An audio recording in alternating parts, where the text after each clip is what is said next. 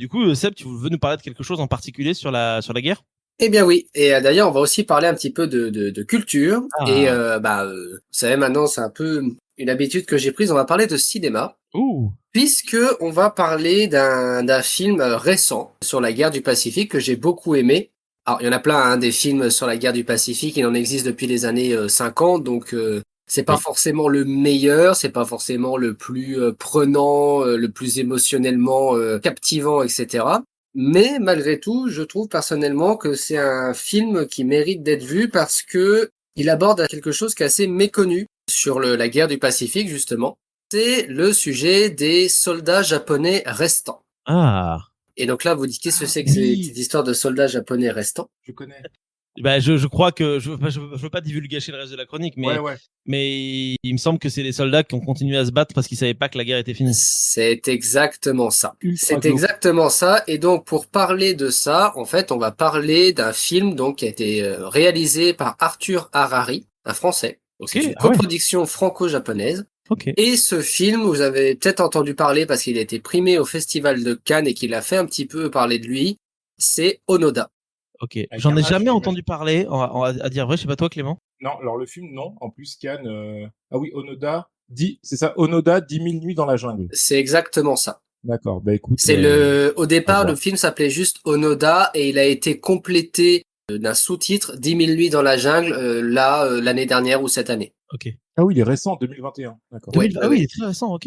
Mais il est Ah oui, sorti au cinéma ou il est sorti au cinéma. j'ai loupé alors. Ok. Après, il est sorti dans les cinémas, il a pas fait les grosses salles, tu vois. Ah, c'est ça. C'est pour ça qu'il a jamais atteint Hum. l'Ardèche alors du coup. Ce Bah, en plus, qui, ce qui est ouais. dommage Ouais. parce que c'est un film de guerre que je trouve vraiment chouette. Bah, en plus, il a eu le malheur de sortir pendant la période de la pandémie récente, quoi. Oui, Oui. Date de sortie 21 oui. juillet 2021. Donc, Ah oui, d'accord. Oui, donc Voilà. ça n'aide pas du tout Alors effectivement. Ouais. effectivement, ce qui n'a pas aidé au succès du film, c'est qu'il est sorti pendant la pandémie et moi-même, je ne l'ai vu qu'en DVD et pas au cinéma. De fait, ouais. Et donc alors, que raconte Onoda, 10 000 nuits dans la jungle? Eh bien, elle raconte l'histoire vraie du sous-lieutenant Hiro Onoda, qui a passé, tenez-vous bien, presque 30 ans reclus dans une jungle sur une île des Philippines. Ok. Alors, avant de parler du film en lui-même et de l'histoire du fameux Onoda, on va refaire une petite remise en contexte vite fait. Ouais. Alors, on n'est pas sans ignorer que le Japon a été l'un des principaux participants à la Seconde Guerre mondiale et il a été l'un des, si ce n'est l'ennemi principal en fait des USA durant ce conflit, puisque là où les USA ont affronté l'Allemagne nazie avec l'Angleterre et l'URSS, enfin le Royaume-Uni pardon et l'URSS. Et ben sur le Pacifique, même si la Chine et l'URSS étaient également présents de ce côté-là, pendant de nombreux mois, les États-Unis ont quand même eu forte affaire avec le Japon. Et notamment, vous savez ce qui a provoqué le déclenchement de la guerre entre le Japon et les États-Unis, hein, c'est la célèbre tragédie de Pearl Pearl Harbor. Harbor. Eh oui. Je devrais même dire le massacre de Pearl Harbor d'ailleurs. Mais enfin voilà. Et donc le Japon, eh bien, vous le saviez, après avoir passé des siècles de politique isolationniste, à partir du 19e siècle et pendant tout le 20e siècle, s'est ouvert sur le monde et s'est ouvert sur le monde de manière un petit peu vénère. Puisque les Japonais ils sont pas là pour déconner, hein, et que ils ont mené une politique impérialiste avec ce qu'ils ont appelé alors attendez, je l'ai noté parce que c'est un peu la sphère de coprospérité de la Grande Asie orientale. Ok. Alors ça, je sais pas si vous en avez déjà parlé un petit peu. Jamais, non. Alors en gros, l'idée de cette sphère de coprospérité, donc c'est un truc typiquement japonais. Officiellement, c'est le Japon qui, pour résister au grand bloc économique que représentait alors la montée de l'URSS, l'Europe, les États-Unis, etc., a voulu protéger entre guillemets ses voisins tels que la Corée, la Chine, la Thaïlande, les Philippines, etc., etc. Eux, tout simplement en envahissant et en prenant le contrôle direct de ces pays pour constituer un bloc de pays avec une économie puissante et avec des moyens militaires également extrêmement puissants. C'est un petit peu, alors, faut le prendre avec des pincettes, hein, ce que je vais dire, je pense qu'un historien me taperait sur les doigts, mais c'est un petit peu le même principe qu'a voulu faire le RSS avec les pays du bloc de l'Est. En gros, c'est un contrôle plus ou moins direct des pays limitrophes pour en fait se faire à des sortes de tampons de différents pays et également profiter d'une économie très importante entre ces différents pays. Et évidemment, ces pays, on les coupe, on les ferme au reste du monde, hein, parce que c'est une sphère de coprospérité, certes, mais c'est une sphère de coprospérité pour eux. Les autres, ils vont se faire voir. Bon, bref, donc la guerre éclate avec les États-Unis. Les États-Unis parvient tant bien que mal, et surtout mal, à reprendre petit à petit du terrain sur les territoires occupés par les Japonais, notamment de nombreuses îles du Pacifique. Et justement, l'histoire d'Onoda, aussi bien le film que le livre, parce qu'on va le voir, il y a un livre, que la vraie histoire du mec, ça se passe justement dans ces îles du Pacifique, je l'ai dit, dans les îles des Philippines. Et alors en gros, l'idée, c'est que à partir de 1944 et surtout en début d'année 1945, le Japon, voyant que ça commençait à être un tout petit peu compliqué, a eu une stratégie qui en soi est tout à fait entendable. C'était en fait de former très rapidement des unités commando spécialisées dans l'espionnage, le sabotage et la guérilla. Et ces unités commando, elles avaient une mission, c'était être envoyées aux quatre coins du Pacifique, donc sur des îles, hein, des territoires isolés. Et si jamais une île détenue par le Japon tombait aux mains de l'ennemi, eh bien ces soldats, leur mission, c'était simplement de survivre et d'espionner, saboter, assassiner, gêner l'ennemi autant que possible, jusqu'à ce que le Japon reprenne le contrôle de l'île. Donc vous voyez un peu l'idée. En gros, ils formaient des guerrilleros. L'idée, c'était vraiment de tenir coûte que coûte jusqu'à ce que le Japon revienne. Et en plus, ces officiers avaient l'autorisation directe de l'état-major japonais de pouvoir prendre le commandement des hommes si nécessaire. Donc en gros, un mec comme ça, il arrive sur l'île, s'il reste 20 pèlerins, il a le droit de dire pop, maintenant c'est moi qui commande et vous allez m'aider à faire la guérilla et à tenir jusqu'à ce qu'on reprenne le contrôle. Et donc, Hiro Onoda, qu'est-ce qu'il vient faire là-dedans? Eh ben, c'était un jeune japonais qui s'est engagé dans l'armée en 1943 et à qui on va très rapidement, au sortir de l'école militaire, proposer justement ce programme de formation d'unité commando. Parce qu'il a d'excellents résultats, aussi bien physiques qu'intellectuels, donc on voit aussi un très bon candidat potentiel. Donc Hiro Onoda, fier de servir son pays, il accepte. Et à la suite d'une formation assez tenante, il va être envoyé dès janvier 1945. Il va être envoyé sur une île des Philippines, l'île de Lubang, tout seul. Okay. Et comme je vous l'ai expliqué, comme les autres membres de ces unités commando, sachant qu'ils n'étaient pas beaucoup, le Japon a eu le temps de former correctement entre 200 et 300 unités commando vraiment opérationnelles dans cette optique-là, vous voyez. Mais bon. Et donc il est envoyé sur l'île de Lubang et il va avoir à peine le temps d'organiser l'île, que l'île en fait va tomber aux mains des Américains. En fait, ils vont subir une attaque extrêmement massive d'une toute une flotte américaine qui va bombarder l'île, mais ça va être un vrai cauchemar. Et au final, il ne va rester que quelques dizaines de survivants, quarantaine il me semble, dont le fameux Hiro Onoda qui va essayer d'organiser un petit peu ce qui reste pour résister sur l'île. Alors évidemment, ça va pas se passer tout à fait comme il veut. Je vous spoil pas complètement, mais retenez que de cette quarantaine de survivants, très vite, ils vont finir à 4. Ah oui. Oui, alors je vous dis pas exactement ni comment ni pourquoi. Si jamais vous voyez le film ou si vous lisez le livre, parce que je vais le caser là, le film Onoda est inspiré de l'autobiographie d'Hiro Onoda, qui s'appelle en français Au nom du Japon. Il y a un autre titre traduit de l'anglais, mais en français c'est Au nom du Japon. Et qui est vraiment une très belle autobiographie, très facile à lire, et en plus le mec est vraiment très honnête sur son état d'esprit et sa manière de faire, très honnête. Bon, il raconte peut-être pas forcément tout, on y reviendra à la fin, mais il y a peut-être 2-3 choses où, à mon avis, il dit pas. Mais enfin voilà, je trouve que le livre, si vous avez le temps de voir le film et de lire le livre, les deux se complètent vraiment très bien et c'est vraiment très chouette à lire. Ok. Bref, donc ils finissent plus qu'à 4. Donc, à savoir, en plus de Hiro Onoda, les soldats Kinshichi Kozuka, Shoichi Shimada et Yuichi Akatsu. Alors là, c'est prononcé à l'occidental, donc les premiers noms que j'ai donnés, c'est les prénoms et les noms d'un, c'est les noms de famille, vous m'en voudrez pas. S'il y a des dipodophiles dans la salle, je suis désolé. Voilà, donc ils vont finir à 4 mecs au milieu de l'île. Et entre-temps, qu'est-ce qui se passe? Le Japon capitule. Et oui. Et alors, que fait le Japon quand il capitule? Au début, c'est un peu le bordel. Les premiers mois, il n'y a pas vraiment de nouvelles. Et puis, au bout de quelques mois, une fois que la situation se stabilise pour le Japon, une fois qu'ils ont rapatrié leurs troupes régulières, ils se souviennent quand même qu'ils ont des mecs qui sont paumés dans la jungle un peu partout. Donc, évidemment, ils envoient des messages. Au début, c'est les Américains qui le font, sauf que forcément, les mecs, ils répondent pas. Bah, logique, oui.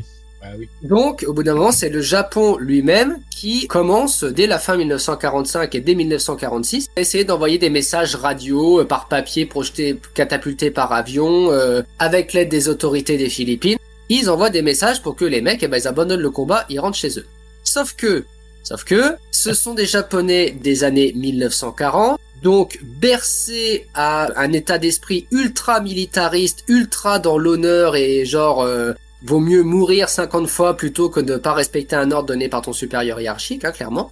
Et surtout, c'est des mecs à qui on a dit pendant leurs mois de formation en unité commando, vous ne vous rendez jamais. Mais quand c'est jamais. Quel que soit ce qu'on vous dit, c'est au mieux un faux discours pour tromper l'ennemi, mais vous bougez pas. Au pire, c'est un message de l'ennemi qui essaie de vous piéger, vous montrez pas, vous restez planqué, vous survivez, vous attendez qu'on revienne. Et du coup, Onoda et ses potes, qu'est-ce qu'ils vont faire? Ils vont rester planqués, ils vont continuer d'espionner, saboter, faire un peu tout ce qu'ils vont pouvoir faire, et ils vont rester planqués plusieurs dizaines d'années sur l'île de Lubang.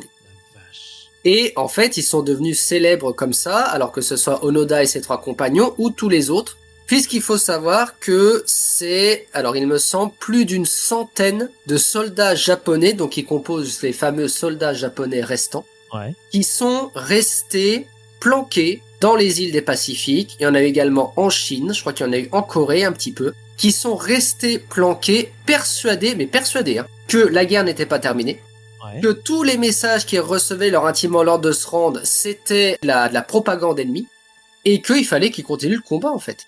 Comme quoi, ça marche bien la propagande, pas de l'ennemi, mais la propagande interne. Non, mais c'est ça, Voilà, c'est ça. En fait, les mecs étaient vraiment, mais en fait, ils avaient vraiment l'esprit tourné vers leur devoir et l'idée que non, c'est pas possible. Le Japon n'a pas pu perdre, c'est impossible, donc on continue le combat. Et c'est là, en fait, où c'est hyper intéressant, c'est que quand on regarde un petit peu les témoignages directs ou indirects de ces soldats-là, ils étaient, en fait, tout seuls. Enfin, ils étaient tout seuls.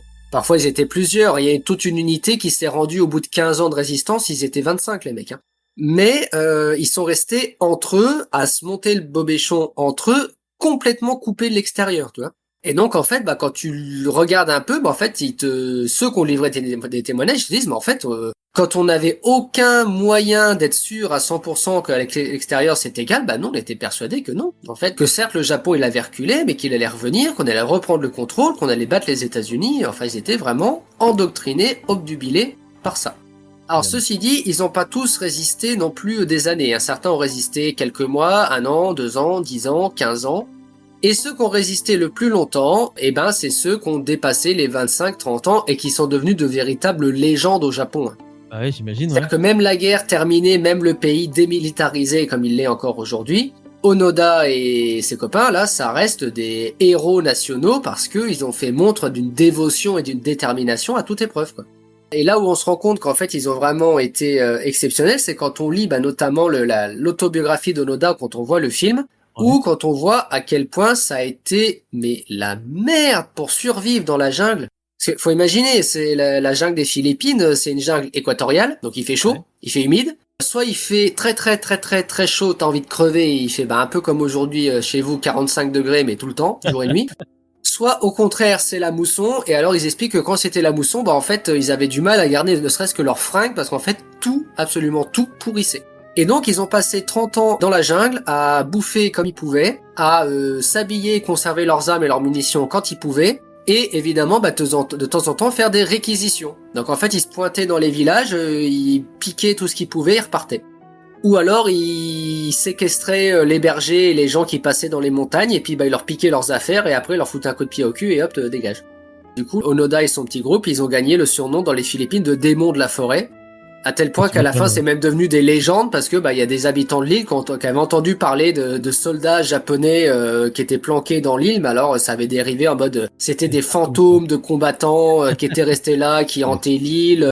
Il y a même eu une version où c'était des samouraïs japonais qui étaient venus, un truc complètement délirant. Mais en tout cas, ils ont fait chier la population pendant ces 30aine d'années, et ils sont responsables de la mort d'une 50aine de Philippins qui avaient rien demandé à personne. Aussi bien des militaires que des policiers que des civils en fait, qui passaient au mauvais endroit au mauvais moment. Bref, et donc finalement, Onoda va être le dernier survivant du groupe. Finalement, il ne va se rendre que en été 1974. Ok. Ouais, il arrive en janvier ou février, je ne sais plus, enfin début d'année 45 sur son île. Il en est reparti en 1974. Et en fait, alors lui-même ne le dit pas vraiment. Je pense qu'il y avait toujours une espèce, parce que quand il écrit son livre, il a 30 ans de plus, hein, mais a priori, il a toujours une certaine pudeur très dans l'esprit japonais, toi, qu'on dit pas trop. Mais selon les historiens qui ont étudié de près le cas Onoda, a priori, c'est les années passées tout seul sur l'île, en fait, qui ont eu raison de lui et qui lui ont fait finalement abandonner le combat. Et alors, comment il abandonne le combat? Ça, c'est pareil, c'est tout à fait rocambolesque. C'est un étudiant japonais, passionné par son histoire, qui est venu plusieurs étés d'affilée sur l'île de Lubang en espérant rencontrer son idole. Et un jour, non mais attendez, un jour le mec il sort de sa tente pour aller pisser, authentique hein, il sort de sa tente pour aller pisser et sur qui il tombe, nez à nez, Onoda qui passait par là, qui se demandait qu'est-ce que c'était que cette tente au milieu du chemin là, qu'est-ce que c'était que ce bordel, qui c'est ça? Et pareil, Onoda, lui, il le dit pas, enfin, il le dit plus ou moins à demi-mot que, ça va que le mec, il parlait japonais en face parce qu'il était à 2 doigts de s'en prendre une, quoi. Enfin, c'est vraiment tout ça. Et du coup, c'est cet étudiant japonais, vraiment fasciné par Onoda, c'est vraiment son héros, le mec, qui va réussir à le convaincre finalement, que la guerre est terminée et de se rendre et de rentrer au Japon. Mais c'est pas fini, parce qu'Onoda, c'est un têtu. Et il lui dit, ok, je veux bien, d'accord, alors je veux bien te croire, mais, je dois recevoir un ordre de mon supérieur hiérarchique direct pour rentrer. Il est mort. Il est mort.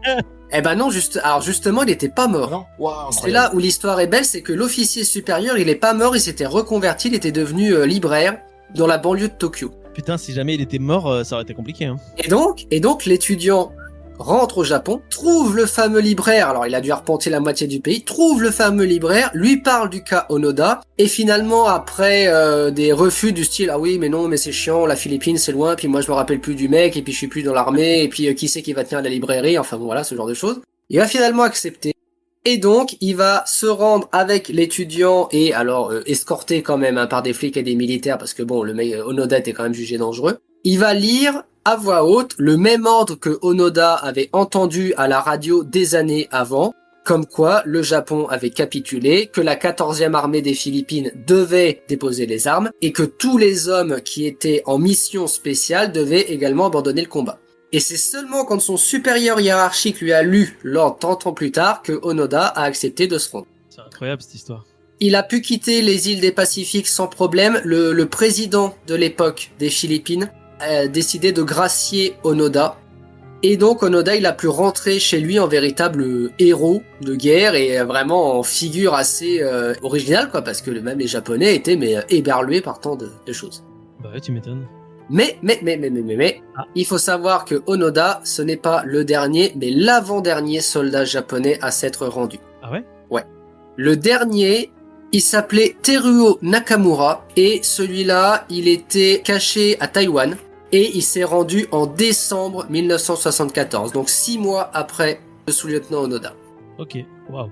6 mois donc de voilà. plus. Et donc moi j'ai trouvé cette histoire absolument fascinante parce que le film, je trouve, alors il est pas parfait, hein, il y a 2-3 choses qui auraient pu être mieux mises en scène, je trouve, mais globalement je trouve que le film arrive à mettre en place une certaine lenteur, une certaine inertie, c'est-à-dire que au début il se passe plein de choses et tout, puis au fur et à mesure on voit les mecs qui s'occupent comme ils peuvent, qui survivent à droite à gauche, on voit le temps qui passe, on voit surtout, et ça c'est très bien raconté aussi dans le livre, on voit surtout régulièrement les soldats qui sont en train de s'auto-convaincre que non, la guerre n'est pas terminée.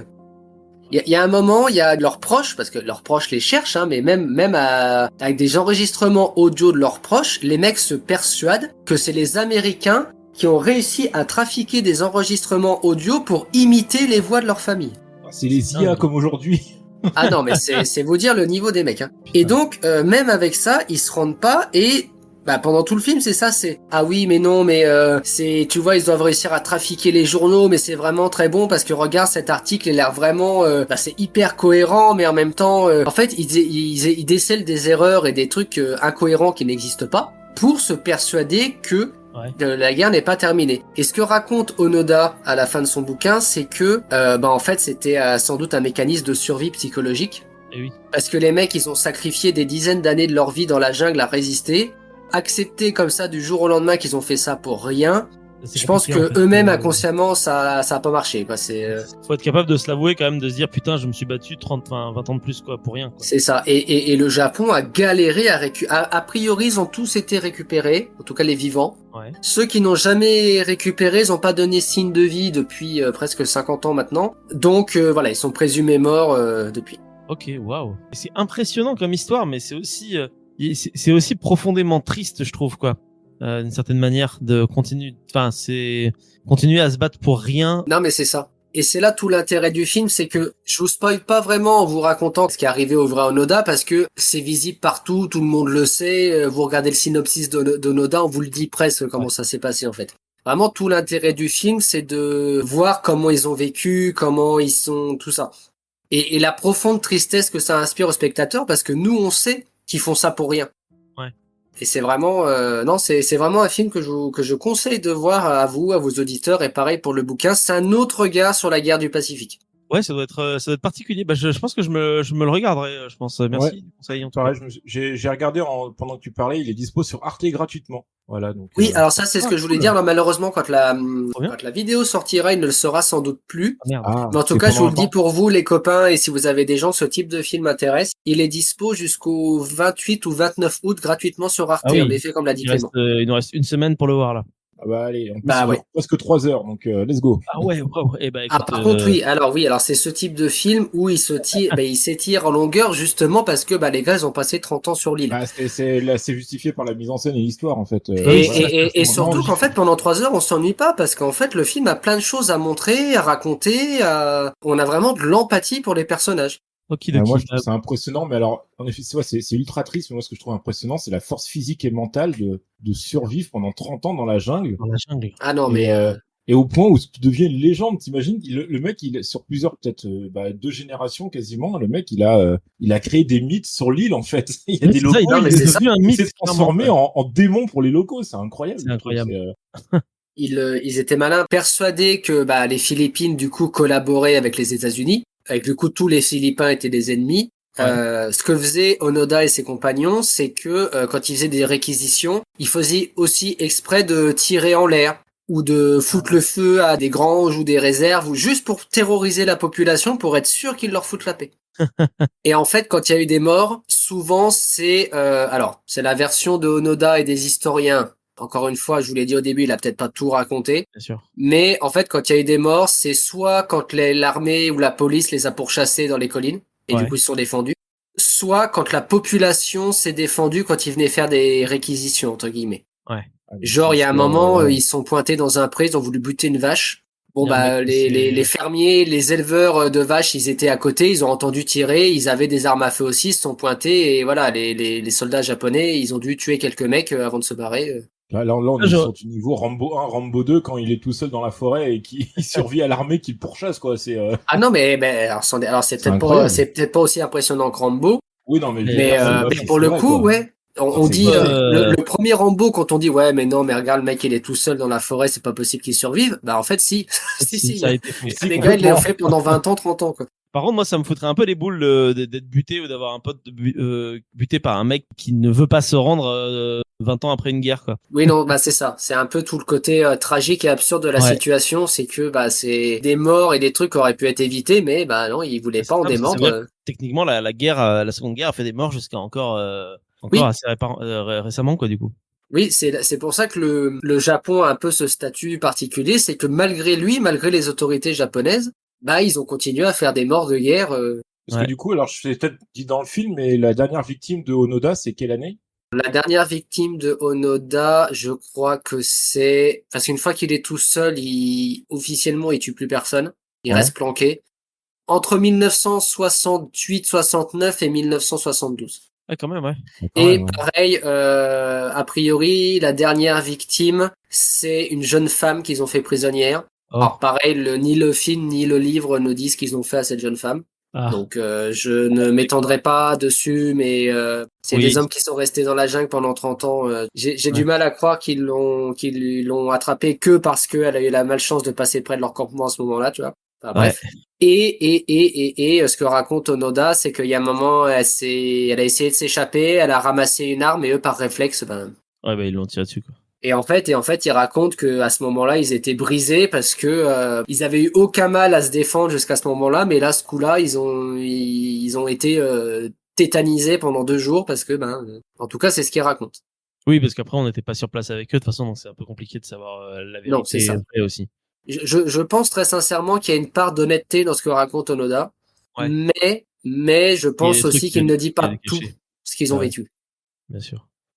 En tout cas, merci à toi, Seb, du coup, pour ta. Je vous en prie. Je connaissais l'histoire vite fait parce que on me l'avait vite fait raconter, mais je connaissais pas tous les détails comme ça. Franchement, ça donne envie d'aller voir le film, en fait. C'est ça qui est chouette. On va rajouter c'était mon but, c'est que vous le voyez, que vous lisiez le bouquin si vous avez envie. Ouais. Et même globalement que si la période de la Seconde Guerre mondiale vous intéresse, intéressez-vous un peu aussi aux côtés du Pacifique. C'est très dur, c'est vraiment faut avoir le cœur un peu accroché, mais c'est hyper passionnant. Et oui, mais c'est souvent, comme on l'a dit à plusieurs reprises au cours de cet épisode, c'est un conflit qui ne touche pas nous spécialement, en tout cas pas beaucoup en France, et donc du coup c'est vrai que c'est intéressant de s'y plonger aussi. C'est d'ailleurs le but de cet épisode. Imagine, c'est comme si nous, on avait des Allemands qui étaient restés planqués en Bretagne, à Paris, en Alsace pendant 30 ans. Merde. Mais ça, t'en sais rien. C'est juste qu'ils ont tué personne. Ah, mais si ça se trouve, il y a des endroits, il y a des nazis, ils sont planqués là. T'imagines des vieux bunkers sur le bord de la Bretagne et de la Normandie. Oh là là. Enfin. Du coup, merci encore une fois, Seb. Si ce petit instant passé en notre compagnie vous a plu et que vous avez envie d'en passer d'autres avec nous, eh bien n'hésitez pas à vous abonner, mettre un petit pouce bleu, partager la vidéo ou encore nous suivre sur les réseaux sociaux. Sachez que vous pouvez aussi écouter cet épisode dans son entièreté et pour cela, vous n'avez qu'à vous rendre dans la description de la vidéo. Je vous dis à très bientôt pour à nouveau écouter un petit peu de tout et surtout un petit peu de rien.